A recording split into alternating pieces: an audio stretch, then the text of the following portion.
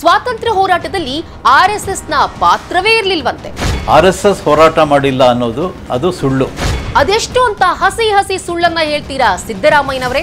ಮಹಾತ್ಮ ಗಾಂಧೀಜಿಯವರು ಕೂಡ ಒಮ್ಮೆ ಆರ್ಎಸ್ಎಸ್ನ ಶಾಖೆಗೆ ಬಂದಿದ್ರು. ದೇಶಕ್ಕೆ ಸ್ವಾತಂತ್ರ್ಯವನ್ನ ದೊರಕಿಸಿಕೊಡೋದೇ ಸಂಘದ ಸ್ವಯಂ ಸೇವಕರ ಪ್ರತಿಜ್ಞೆಯಾಗಿತ್ತು. ಸ್ವತಃ ಗಾಂಧೀಜಿಯ ಮೇಲೆ ಅಟ್ಯಾಕ್ ಆಗುವಂತ ಸಂದರ್ಭದಲ್ಲಿ ಅವರಿಗೆ ರಕ್ಷಣೆಯನ್ನು ಕೊಟ್ಟಂತವರು ಬೇರೆ ಯಾರೂ ಅಲ್ಲ, ಆರ್ಎಸ್ಎಸ್ನವರು. ಸೈಮನ್ ಕಮಿಷನ್ ವಿರುದ್ಧದ ಹೋರಾಟದಲ್ಲಿ ಮುಂಚೂಣಿಯಲ್ಲಿದ್ದೇ ಆರ್ಎಸ್ಎಸ್ ಹೋರಾಟ ಮಾಡಿದೆ ಅನ್ನೋದಕ್ಕೆ ಇದೊಂದೇ ಸಾಕ್ಷಿ ಸಾಕು. ನಮಸ್ಕಾರ ವೀಕ್ಷಕರೇ.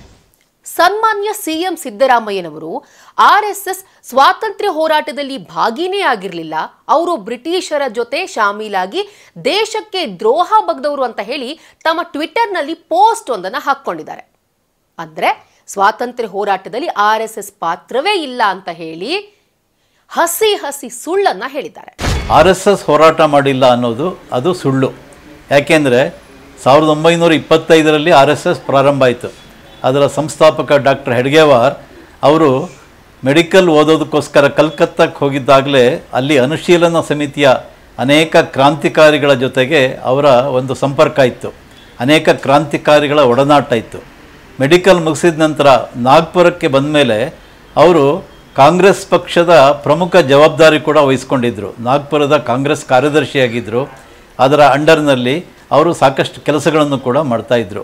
ಕಾಂಗ್ರೆಸ್ನವ್ರು ಹೆಂಗಂತ ಹೇಳಿದ್ರೆ ದೇಶಕ್ಕೆ ಸ್ವಾತಂತ್ರ್ಯ ತಂದು ಕೊಟ್ಟಿದ್ದು ಕಾಂಗ್ರೆಸ್ನವರೇ, ಬೇರೆ ಯಾರೂ ಕೂಡ ದೇಶಕ್ಕೆ ಸ್ವಾತಂತ್ರ್ಯವನ್ನು ತಂದು ಕೊಟ್ಟಿಲ್ಲ, ಎಲ್ಲ ತಂದಿದ್ದು ಕೂಡ ಕಾಂಗ್ರೆಸ್ ನಾಯಕರೇ ಅಂತ ಹೇಳಿ ಸೆಲ್ಫ್ ಕ್ಲೇಮ್ ಮಾಡ್ಕೊಳ್ತಿದ್ದಾರೆ. ಸ್ವಾತಂತ್ರ್ಯ ಹೋರಾಟದಲ್ಲಿ ಆರ್ಎಸ್ಎಸ್ನ ಪಾತ್ರ ಇರಲಿಲ್ಲ ಅಂತ ಹೇಳ್ತಿರಲ್ಲ. ಆರ್ಎಸ್ಎಸ್ ಹುಟ್ಟಿದ್ದು 1925ರಲ್ಲಿ, ಅಂದ್ರೆ ಸ್ವಾತಂತ್ರ್ಯ ಪೂರ್ವದಲ್ಲಿ. ಹೀಗಾಗಿ ನೀವು ಸ್ವಾತಂತ್ರ್ಯ ಹೋರಾಟದಲ್ಲಿ ಆರ್ಎಸ್ಎಸ್ನವರ ಪಾತ್ರವೇ ಇಲ್ಲ ಅಂತ ಹೇಳೋದು ನಿಜಕ್ಕೂ ಕೂಡ ಹಾಸ್ಯಾಸ್ಪದ. ಆರ್ಎಸ್ಎಸ್ ಸಂಸ್ಥೆ ಹುಟ್ಟೋದಕ್ಕೂ ಮುಂಚೆ ಆರ್ಎಸ್ಎಸ್ನ ಸೈದ್ಧಾಂತಿಕ ಭಾಗವಾಗಿದ್ದ ಅದೆಷ್ಟೋ ಜನ ದೇಶದ ಸ್ವಾತಂತ್ರ್ಯಕ್ಕಾಗಿ ಪ್ರಾಣ ಕೊಟ್ಟಿದ್ದಾರೆ ಅನ್ನೋದನ್ನ ನೀವು ಮರಿಬಾರ್ದು ಸಿದ್ದರಾಮಯ್ಯನವರೇ. ಸಂಘ ಸಂಸ್ಥಾಪಕ ಡಾಕ್ಟರ್ ಕೇಶವ್ ಬಲಿರಾಮ್ ಹೆಡ್ಗೇವಾರ್ ಅವರು ಭಾರತ ಕಂಡಂತಹ ಅಪ್ರತಿಮ ಸ್ವಾತಂತ್ರ್ಯ ಹೋರಾಟಗಾರರಲ್ಲಿ ಒಬ್ಬರು. ದೇಶಭಕ್ತಿ ಅನ್ನೋದು ಅವರ ರಕ್ತದಲ್ಲೇ ಇತ್ತು. ವಿದ್ಯಾರ್ಥಿ ದೆಸೆಯಿಂದಲೇ ಬ್ರಿಟಿಷರ ವಿರುದ್ಧ ಹೋರಾಡುವಂತಹ ಪ್ರವೃತ್ತಿಯನ್ನ ಬೆಳೆಸ್ಕೊಂಡವರು ಹೆಡ್ಗೇವಾರ್ ಅವರು. ನೀವೇನೀಗ ಸಂಘ ಸ್ವಾತಂತ್ರ್ಯ ಹೋರಾಟದಲ್ಲಿ ಭಾಗಿಯಾಗಿಲ್ಲ ಅಂತ ಹೇಳ್ತಿರಲ್ಲ, ಸುಳ್ಳನ್ನ ಪ್ರತಿಪಾದಿಸ್ತಾ ಬಂದಿದ್ದೀರಲ್ಲ. ಸಂಘದ ಪ್ರಮುಖ ಧ್ಯೇಯವೇ ಉದ್ದೇಶವೇ ಸ್ವರಾಜ್ಯ ಆಗಿತ್ತು. ಸಂಘದಲ್ಲಿರುವ ಪ್ರತಿಯೊಬ್ಬ ಸ್ವಯಂ ಸೇವಕರ ಹೃದಯ ಬಡಿತವೂ ಕೂಡ ದೇಶದ ಸ್ವಾತಂತ್ರ್ಯಕ್ಕೋಸ್ಕರ ಮಿಡಿತಾ ಇತ್ತು. 1926ರಿಂದ 27ರಲ್ಲಿ ಕ್ರಾಂತಿಕಾರಿ ರಾಜ್ಗುರು ಅವರು ಸ್ವಯಂ ಸೇವಕರಾದರು. ಇದೇ ಸಂದರ್ಭದಲ್ಲಿ ದೇಶದ ಅಪ್ರತಿಮ ಸ್ವಾತಂತ್ರ್ಯ ಹೋರಾಟಗಾರ ದೇಶಭಕ್ತ ಭಗತ್ ಸಿಂಗ್ ಅವರು ಡಾಕ್ಟರ್ ಜಿ ಅವರನ್ನ ಭೇಟಿಯಾದರು. 1928ರಲ್ಲಿ ಭಾರತಕ್ಕೆ ಸೈಮನ್ ಕಮಿಷನ್ ಬಂದಿತ್ತು. ಈ ಒಂದು ಸೈಮನ್ ಕಮಿಷನ್ ವಿರುದ್ಧ ಬಹಿಷ್ಕಾರದ ಕೂಗು ಮೊಳಗಿತ್ತು. ಮಹಾರಾಷ್ಟ್ರದ ನಾಗ್ಪುರದಲ್ಲಿ ನಡೆದಂತಹ ಹೋರಾಟದಲ್ಲಿ ಹರತಾಳದಲ್ಲಿ ಸಂಘದ ಸ್ವಯಂ ಸೇವಕರು ಮುಂಚೂಣಿಯಲ್ಲಿದ್ದರು. ಗೋ ಬ್ಯಾಕ್ ಸೈಮನ್ನ ಭಾಗವಾಗಿ ನಡೆದಂತಹ ಹೋರಾಟದಲ್ಲಿ ಪಂಜಾಬಿನ ಕೇಸರಿ ಲಾಲಾ ಲಜಪತ್ ರಾಯ್ ಕೂಡ ಈ ಒಂದು ಹೋರಾಟದಲ್ಲಿ ಭಾಗಿಯಾಗಿದ್ರು. ಲಾಲಾ ಲಜಪತ್ ರಾಯ್ ಅವರಿಗೆ ಸ್ಕಾಟ್ ಅನ್ನೋನು ಲಾಠಿ ಚಾರ್ಜ್ ಮಾಡಿ ಅವರ ಸಾವಿಗೆ ಕಾರಣವಾಗಿದ್ದ. ಹೀಗಾಗಿ ಲಾಲಾ ಲಜಪತ್ ರಾಯ್ ಅವರ ಸಾವಿಗೆ ಕಾರಣವಾಗಿದ್ದ ಸ್ಕಾಟ್ ಅನ್ನ ಹೇಗಾದ್ರೂ ಮಾಡಿ ಹತ್ಯೆ ಮಾಡಲೇಬೇಕು ಅಂತ ಹೇಳಿ ಅವರ ಶಿಷ್ಯರು ನಿರ್ಧಾರ ಮಾಡಿದ್ರು. ಲಾಲಾ ಲಜಪತ್ ರಾಯ್ ಅವರ ಹತ್ಯೆಗೆ ಪ್ರತೀಕಾರವಾಗಿ ಸ್ಕಾಟ್ ಅನ್ನು ಕೂಡ ಅವರು ಕೊಂದು ಹಾಕಿದ್ರು. ಸೊ ಲಾಹೋರ್ನಿಂದ ಸುರಕ್ಷಿತವಾಗಿ ವಾಪಸ್ ಬಂದ್ರು. ಆ ಸಮಯದಲ್ಲಿ ವಿಶೇಷವಾಗಿ ಭಗತ್ ಸಿಂಗ್ ಹಾಗೂ ರಾಜ್ಗುರು ಅವರಿಗೆ ತಲೆಮರೆಸಿಕೊಳ್ಳೋದಕ್ಕೆ ಸ್ಥಳವನ್ನ ಕೊಟ್ಟಿದ್ದೆ ಆರ್ಎಸ್ಎಸ್ ಸಂಸ್ಥಾಪಕ ಡಾಕ್ಟರ್ ಹೆಡ್ಗೇವಾರ್ ಅವರು. 1930 ಜನವರಿ 26ರಂದು ಡಾಕ್ಟರ್ ಜಿ ಸ್ವಾತಂತ್ರ್ಯ ದಿನವನ್ನ ಆಚರಿಸಿ ಅಂತ ಹೇಳಿ ಎಲ್ಲ ಆರ್ಎಸ್ಎಸ್ ಶಾಖೆಗಳಿಗೂ ಕೂಡ ಪತ್ರವನ್ನ ಬರೆದಿದ್ರು. ಅದರಂತೆಯೇ ಎಲ್ಲ ಆರ್ಎಸ್ಎಸ್ ಶಾಖೆಗಳಲ್ಲಿ ರಾಷ್ಟ್ರ ಧ್ವಜ ವಂದನೆ ಮಾಡಲಾಗಿತ್ತು. ಜಸ್ಟ್ ಇಮ್ಯಾಜಿನ್ ಮಾಡ್ಕೊಳ್ಳಿ, ನೋಡಿ ಅವರ ದೇಶಭಕ್ತಿ ಹೇಗಿದೆ ಅಂತ ಹೇಳಿ. 1930 ಅಂತ ಹೇಳಿದ್ರೆ ನಮ್ಮ ದೇಶಕ್ಕೆ ಸ್ವಾತಂತ್ರ್ಯ ಕೊಡೋದಕ್ಕೂ ಮೊದಲೇನೆ ದೇಶದಲ್ಲಿ ಸ್ವಾತಂತ್ರ್ಯದ ರಣಕಹಳೆಯನ್ನ ಮೊಳಗಿಸಿದ್ರು ಆರ್ಎಸ್ಎಸ್ನ ಸಂಸ್ಥಾಪಕರು ಡಾಕ್ಟರ್ ಜಿ. ಅಂದ್ರೆ ಅವರ ಪ್ರತಿ ಹೃದಯದ ಮಿಡಿತದಲ್ಲೂ ಅವರ ರಕ್ತದಲ್ಲೂ ಅವರ ಉಸಿರಿನಲ್ಲೂ ಯಾವ ರೀತಿ ದೇಶ ಪ್ರೇಮ ಅನ್ನೋದು ಬೆರೆತಿತ್ತು ಅನ್ನೋದು ಇದರಲ್ಲೇ ಗೊತ್ತಾಗುತ್ತೆ. ರೆಸ್ಪೆಕ್ಟೆಡ್ ಸಿಎಂ ಸಿದ್ದರಾಮಯ್ಯನವರೇ, ದೊಡ್ಡದಾಗಿ ಪೋಸ್ಟ್ ಹಾಕ್ಬಿಟ್ಟಿದ್ದೀರಲ್ಲ, ನಿಮ್ಗೊಂದು ಖಯಾಲಿ ಕಾಂಗ್ರೆಸ್ನವರಿಗೆ ಎಲ್ಲದನ್ನು ಕೂಡ ಕಾಂಗ್ರೆಸ್ಸೇ ಮಾಡಿದ್ದು, ಕಾಂಗ್ರೆಸ್ ನಾಯಕರೇ ಮಾಡಿದ್ದು ಲೇಬಲ್ ಮಾಡ್ಕೊಳ್ಳೋ ಖಯಾಲಿ ನಿಮಗೆ. ಉಳಿದವ್ರನ್ನೆಲ್ಲ ಸೈಡ್ ಲೈನ್ ಮಾಡ್ತಾ ಬರ್ತೀರಾ. ಹೇಳ್ತಿರಲ್ಲ ಆರ್ಎಸ್ಎಸ್ನವರು ಏನು ಪಾತ್ರವೇ ಇಲ್ಲ, ಅವರು ದೇಶದ್ರೋಹಿಗಳು, ಬ್ರಿಟಿಷರ ಏಜೆಂಟರಾಗಿದ್ರು ಅಂತ ಹೇಳಿ. ಈಗ ನಾ ಮುಂದೆ ಒಂದು 3 ಉದಾಹರಣೆಗಳನ್ನ ಕೊಡ್ತೀನಿ. ಬಹುಶಃ ಅದನ್ನ ನೋಡಿದ ಮೇಲಾದ್ರೂ, ಅದನ್ನ ಕೇಳಿಸ್ಕೊಂಡ ಮೇಲಾದ್ರೂ ಕೂಡ ಈ ರೀತಿ RSSನ ಮೇಲೆ ವ್ಯಥ ಆರೋಪವನ್ನ ಮಾಡೋದನ್ನ ಬಿಡ್ತೀರಾ ಅಂತ ಅನ್ಕೊಂತೀನಿ. ಗಾಂಧೀಜಿ ದಿಲ್ಲಿಲಿದ್ದಂತಹ ಟೈಮ್, ಅವರಿರುವಂತಹ ಅಲ್ಲಿ ವಾಲ್ಮೀಕಿ ದೇವಸ್ಥಾನ ಇತ್ತು. ಆ ವಾಲ್ಮೀಕಿ ದೇವಸ್ಥಾನದ ಮುಂದ್ಗಡೆಯೇ ಮುಸ್ಲಿಂ ಲೀಗ್ನ ದೊಡ್ಡ ಕೇಂದ್ರ ಇತ್ತು. ಗಾಂಧೀಜಿಯವರು ನನಗೆ ಪೊಲೀಸ್ ಪ್ರೊಟೆಕ್ಷನ್ ಬೇಡ ಅಂತ ಹೇಳಿದ್ರು. ಹೀಗಾಗಿ ಗಾಂಧೀಜಿಯವರ ಮೇಲೆ ಯಾವಾಗಾದ್ರೂ ಕೂಡ ಮುಸ್ಲಿಮರು ದಾಳಿ ಮಾಡುವಂತಹ ಚಾನ್ಸಸ್ ಇತ್ತು. ಹೀಗಾಗಿ ಆ ಟೈಮ್ನಲ್ಲಿ ಗಾಂಧೀಜಿಯವರ ಭದ್ರತೆ ಬೇಕಲ್ವಾ, ಅವರು ಒಬ್ಬೊಬ್ಬರೇ ಓಡಾಡಕ್ಕೆ ಸಾಧ್ಯ ಇಲ್ಲ ಅಲ್ವಾ. ಗಾಂಧೀಜಿಯವರ ನಿಕಟವರ್ತಿಯಾದಂತಹ ಕೃಷ್ಣನ್ ನಾಯರ್ ಅವರು ಯಾರ ಸಹಾಯ ಕೇಳಿದ್ರು ಗೊತ್ತಾ? ಕಾಂಗ್ರೆಸ್ನವ್ರಿಗೆ ಬಹುಶಃ ಇದನ್ನ ಅರಗಿಸ್ಕೊಳ್ಳೋದಕ್ಕೆ ಸಾಧ್ಯ ಇಲ್ಲ ಅಂತ ಅನ್ಕೊಂತೀನಿ. ಗಾಂಧೀಜಿಯವರ ಭದ್ರತೆಯ ಹೊಣೆಯನ್ನ, ಅವರನ್ನ ನೋಡ್ಕೊಳ್ಳುವಂತ ಹೊಣೆಯನ್ನ RSSೇ ಮಾಡಬೇಕು, ಸಂಘದವರೇ ಈ ಹೊಣೆಯನ್ನ ಹೊತ್ಕೋಬೇಕು ಅಂತ ಹೇಳಿ ಅವರು ಆಗ್ರಹಿಸಿದ್ರು. ಸ್ವತಃ ಗಾಂಧೀಜಿಯ ಮೇಲೆ ಅಟ್ಯಾಕ್ ಆಗುವಂಥ ಸಂದರ್ಭದಲ್ಲಿ ಅವರಿಗೆ ರಕ್ಷಣೆಯನ್ನು ಕೊಟ್ಟಂಥವರು ಬೇರೆ ಯಾರೂ ಅಲ್ಲ, RSSನವರು. ಗಾಂಧೀಜಿಗೆ ತುಂಬ ಥ್ರೆಟ್ ಇತ್ತು ಮುಸಲ್ಮಾನರಿಂದ ಅವರು ದೆಹಲಿಯಲ್ಲಿ ಉಳ್ಕೊಂಡಂಥ ಸಂದರ್ಭದಲ್ಲಿ. ಆಗ RSS ಸ್ವಯಂ ಸೇವಕರು ಅವರ ರಕ್ಷಣೆಯನ್ನು ವಹಿಸಿದರು. ಸನ್ಮಾನ್ಯ ಸಿದ್ದರಾಮಯ್ಯ ಅವರೇ, ಇದಕ್ಕೇನು ಹೇಳ್ತೀರಾ ನೀವು? ಗಾಂಧೀಜಿಯವರು ನಿಮಗೆ ಆದರ್ಶ ಅಲ್ವಾ? ಮೊನ್ನೆ ನೀವು ಸಮಾವೇಶ ಕೂಡ ಮಾಡಿದ್ರಿ ಬೆಳಗಾವಿಯಲ್ಲಿ.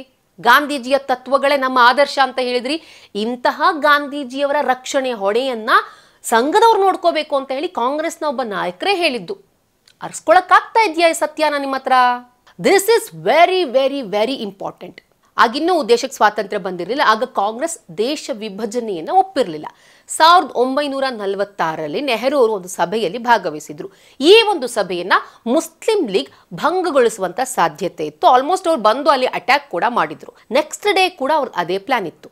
ಸೊ ಹೀಗಾಗಿ ನೆಹರು ಅವರ ಸಭೆ ಹಾಳಾಗಬಾರ್ದು ಅನ್ನೋ ಕಾರಣಕ್ಕೆ ಸಿಂಧ್ ಪ್ರಾಂತ್ಯದಲ್ಲಿ ಬಲಿಷ್ಠವಾಗಿದ್ದಂತಹ RSSನ ಸಹಾಯವನ್ನ ಇದೇ ಕಾಂಗ್ರೆಸ್ನ ಧುರೀಣರು ಯಾಚಿಸಿದ್ರು. Let me repeat it again. ಕಾಂಗ್ರೆಸ್ನ ಧುರೀಣರು ಸಂಘದ ಸಹಾಯವನ್ನ ಯಾಚಿಸಿದ್ರು. ನೆಹರು ಅವರು ಕೇಳದೇ ಇರಬಹುದು, ಆದರೆ ಕಾಂಗ್ರೆಸ್ನ ನಾಯಕರಿಗೆ ತುಂಬಾನೇ ಆತ್ಮವಿಶ್ವಾಸ ಇತ್ತು. RSSನ ಕಾರ್ಯಕರ್ತರಿಗೆ ಈ ಒಂದು ಹೊಣೆಯನ್ನು ಕೊಟ್ಟರೆ ತಮ್ಮ ಸಭೆಗೆ ಯಾವುದೇ ರೀತಿ ತೊಂದರೆ ಆಗೋದಿಲ್ಲ ಅಂತ. ಇದನ್ನಾರು ಒಪ್ಕೋತಿರೋ ಇಲ್ವೋ? ಯಾಕಂತ ಹೇಳಿದ್ರೆ ನೆಹರು ಅವರು ಕಾಂಗ್ರೆಸ್ನ ಸರ್ವೋಚ್ಚ ನಾಯಕ. ನೆಹರು ಅವರು ನೇರವಾಗಿ ಒಪ್ಪಿದ್ರೋ ಬಿಟ್ರೋ ಬೇಕಾಗಿಲ್ಲ. ನೆಹರು ಅವರ ಸಭೆ ಹಾಳಾಗಬಾರ್ದು ಅನ್ನೋ ಕಾರಣಕ್ಕೆ ಸಂಘದ ಕಾರ್ಯಕರ್ತರನ್ನ ಕಾಂಗ್ರೆಸ್ನ ಧುರೀಣರು ಸಂಪರ್ಕ ಮಾಡಿದ್ದಂತೂ ಇತಿಹಾಸದ ಪುಟದಲ್ಲೇ ದಾಖಲಾಗಿದೆ.